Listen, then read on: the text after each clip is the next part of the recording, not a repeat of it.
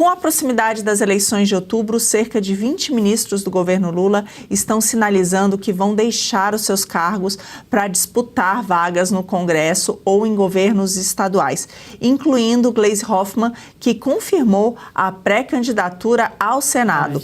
O movimento faz parte da estratégia para fortalecer a base governista na campanha. Olha aí, a gente está vendo agora as imagens da Gleisi. Que coisa, hein? A Gleisi, que já foi senadora, né? E ela teve que fazer um downgrade para ser deputada federal, porque foi justamente na época do impeachment da presidente Dilma. E o PT estava super queimado, né? Eles não estavam conseguindo ganhar nada naquela época. E ela teve que fazer esse downgrade, né? Preferiu não se candidatar ao Senado novamente e se tornou deputada federal. E agora, eu acho que ela está sentindo a vontade de novo para tentar conseguir o cargo de senadora novamente. Espero que ela tente. Vocês vão se impressionar. Eu espero que ela tente. Porque eu acredito que a chance lá no Paraná, que é um estado que tem uma base conservadora muito maior do que os dos outros estados, eu espero que as 2 vagas que tem lá sejam de conservadores, sejam das pessoas da direita. E se a Gleisi se candidatar ao Senado pelo Paraná e não entrar, nos livramos dela, né? Então, eu espero que ela se candidate. Se Lula perder também, nos livramos no Executivo. Aí já pensou no Congresso? Ufa! Julie? Não, é normal, né? Essas pessoas já estão pulando fora agora pensando nas suas carreiras, né? Então, eu imagino que todos esses tenham o ok do Lula para fazer, porque ele também está pensando na base dele futura no Congresso e no Senado. Tudo isso está tendo um ok do presidente, mas, de novo, a gente tem que contar que os estados escolham melhores os seus senadores. Isso é muito importante, porque na atual situação a gente vê que tem muita gente que não faz nada. A Gleisi já teve escândalos envolvendo ela e o ex-marido. É impressionante como todos esses políticos estão lá e todos eles têm o passado sujo. Isso deveria ser, além da ficha limpa, só vale se você cometeu um crime, é isso? Essa já foi enterrada, né? Agora, essa aí já não vale. Não, porque isso deveria ser, se você teve algum escândalo de corrupção na qual você foi envolvido, você deveria ser impedido de concorrer a um cargo público, né? E isso é um escárnio com o povo brasileiro. Eu não entendo isso. E não entendo como o povo vota nessas pessoas que têm um passado provado de corrupção. Mas eu acho que essa candidatura da Gleisi é um sinal que o PT não tem nomes. Porque, gente, a Gleisi... No Paraná. Não, em nome em geral. Porque, para você ver, a Gleisi, ela não é tão querida assim, até mesmo dentro do PT. Sim. Porque ela é muito radical, ela é muito combativa, né? Chamam ela lá de Rottweiler do Lula. Então, isso é um sinal, imagina. Tirar a Gleisi do governo, colocar ela para o Senado, sendo que ela não tem essa popularidade toda que o Lula acha, é um sinal que o PT realmente não tem grandes nomes. Tendo em vista ele, que pretende se reeleger novamente, porque não tem nenhum substituto. Lembrando que o Lula fez no discurso, né, já fez discurso em relação a isso, de que o mais importante é o Senado. É isso. Aliás, o Lula contou eu acho que é o ok dele. Ele já falou o seguinte, olha, eu não consigo governar sem o STF, sim. E a gente precisa de senadores, porque a gente corre o risco de que algum ministro do STF sofra impeachment. E eu dependo do STF para governar. Então, ele já deu a deixa. Ele disse o seguinte, primeiro, eu preciso ser reeleito.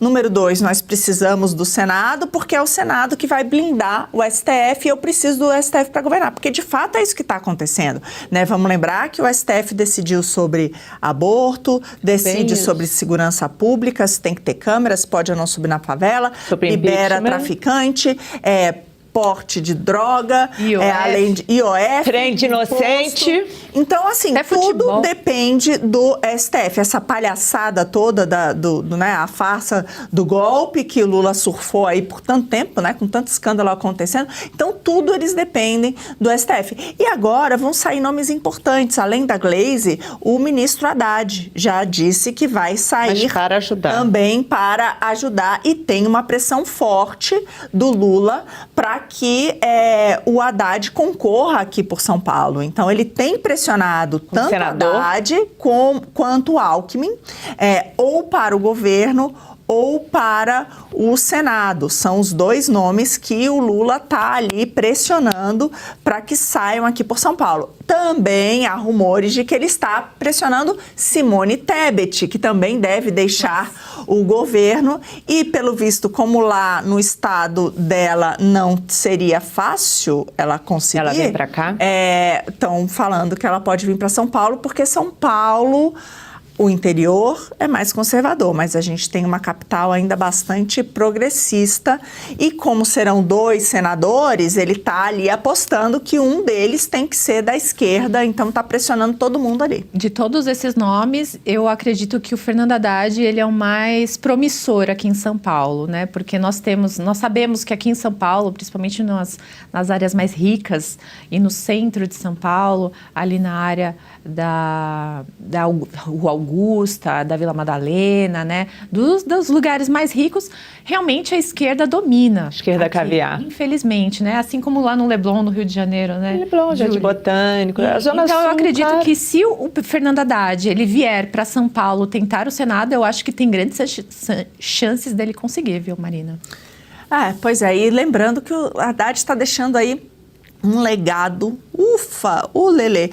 Foi o pior prefeito que São Paulo já teve. E agora ele vai largar a gente no pior estado que um ministro da Fazenda poderia deixar o Brasil, sem dúvida nenhuma.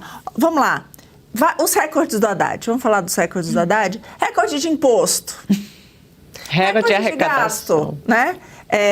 Recorde de dívida. E, portanto, o juro mais alto dos últimos 20 anos. Que coisa, E aí, cara. aquela jornalista que foi despedida do Globo faz uma matéria assim na capa. Haddad dorme tranquilo do trabalho bem feito, cumprido. Pois é. Aí eu fiquei pensando assim, eles estão rindo da nossa cara? Ele falou que ele tem orgulho de ser lembrado como o único ministro da Fazenda que conseguiu taxar as bets. O pior ministro de todos os tempos. Esse boca mole é um zero à esquerda, não fez nada. Sabe o que ele fez?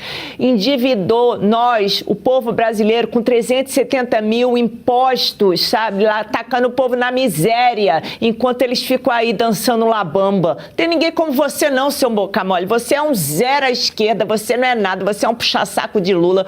Você foi um zero à esquerda aqui em São Paulo, zero à esquerda. Eu falo aqui, o pior ministro que já existiu é esse senhor. E ainda mente que nem sente igual o chefe, porque disse que eles pegaram um país quebrado. País quebrado. Não. Com Aí me ofende. Com superávit, com lucro das estatais, com dívida que conseguiu cair com pandemia e tudo. Então fizeram ajuste fiscal, diminuíram a nossa dívida, tudo isso, e ele ainda tem a cara de pau de dizer que pegaram um país quebrado. Agora você imagina, Marina, se nós tivéssemos continuado com o Bolsonaro e Paulo Guedes, eu não sei. Não, o Brasil sabe? estaria voando. Eu É ia só ver a dar... Argentina. É uma loucura, olha a Argentina. Cara, e a mídia, quando o Milei entrou, a extrema-direita vai quebrar a Argentina, blá, blá, blá, tá aí, entendeu? Já argentinos rindo à toa. Trump é a mesma coisa, e a gente andando para trás, isso me dá uma tristeza, porque até, né, os países que estavam sendo governados por um bando de idiotas estão reagindo, e nós aqui na mesma. Olha, galera, se vocês votarem de novo nessa cambada, eu vou falar com vocês, hein? Eu vou na casa de cada um puxar a orelha. E, Julie, você sabe que o páreo é duro, né? Porque a gente teve Manteiga, ministro da Fazenda. Não, mas ele consegue ser pior, você sabe disso. Eu ainda acho que o troféu Framboesa devia ficar com o Haddad. Fica, não tem, esse é um boca mole que nada serve, com esse cabelinho aqui. Aí fica, ele tem fã, sabia? Outro dia eu vi aquela, sei lá, colunista da UOL, ele é um gato. Gato? Você tem problema na cabeça? Pelo amor de Deus. É verdade, ele tem fã, ele tem uma base de fãs que acham ele maravilhoso. Tá bom, também que aquelas chumbrega do PT, né? Qualquer chumbrega também é bonito, porque lá só tem chumbrega. Era espaço até para ele tocar violão, né? quando ele foi definido ministro da Fazenda. E não toca nada, né? É uma coisa, realmente. Legal. Gostou desse corte? Estamos ao vivo de segunda a sexta-feira, das 10 ao meio-dia, no YouTube da Revista Oeste. Eu, Marina Helena, Adriana Reide e Paula Camacho analisamos as principais notícias do dia. E siga as nossas redes sociais, @oestcom.elas.